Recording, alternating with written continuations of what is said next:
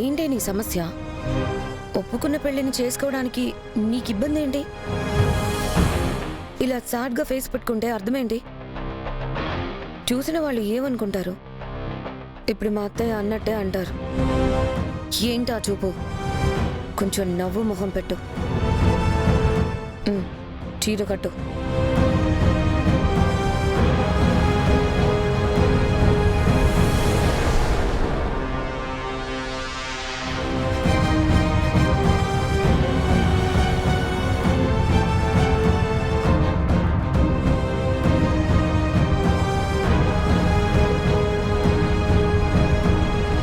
ప్రేమించాడని నువ్వు కూడా ప్రేమిస్తున్నానని అన్నావని నీకు సపోర్ట్ చేశాను.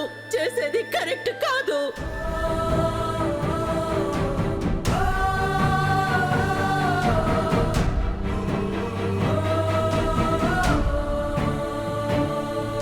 నా ప్రేమని యాక్సెప్ట్ చేశా. తో జీవితాంతం కలిసి ఉండాలని తీసుకోవాల్సిన నిర్ణయం ఆలోచించుకోవాలి బాబు.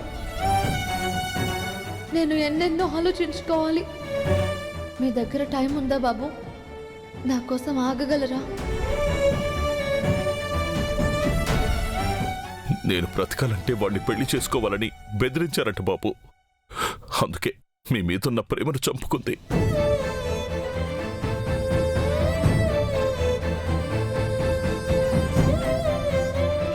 చామ్, మీ నాన్నని కాపాడుకోవడానికి నువ్వు నా మీదున్న ప్రేమ వదిలేసి ఎంత నరకం అనుభవించావో నాకు అర్థం అవుతుంది.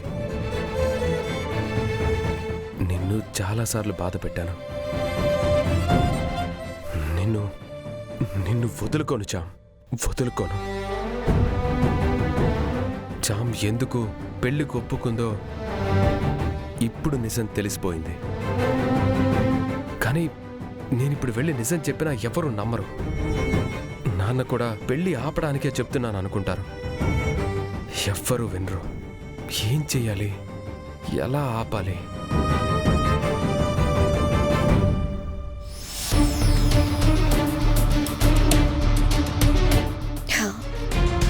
నా చెల్లికి చీర కట్టాను, పెళ్లికి రెడీ చేస్తున్నాను. ఎన్నాళ్ళకి ఇంతటి మంచి అవకాశం నాకు ఆ దేవుడిచ్చాడు.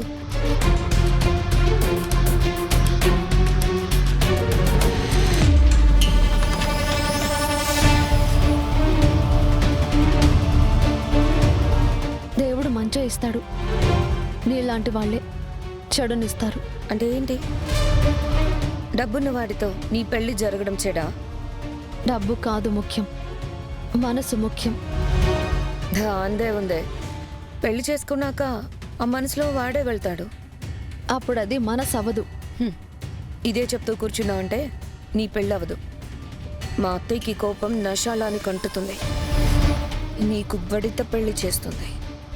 సైలెంట్గా కానిచ్చేసాయి. నీకు చెప్పి వేస్ట్. నీకు నీ రాజవైభోగమే కావాలి. ఎవరెలా పోతే నీకేంటి?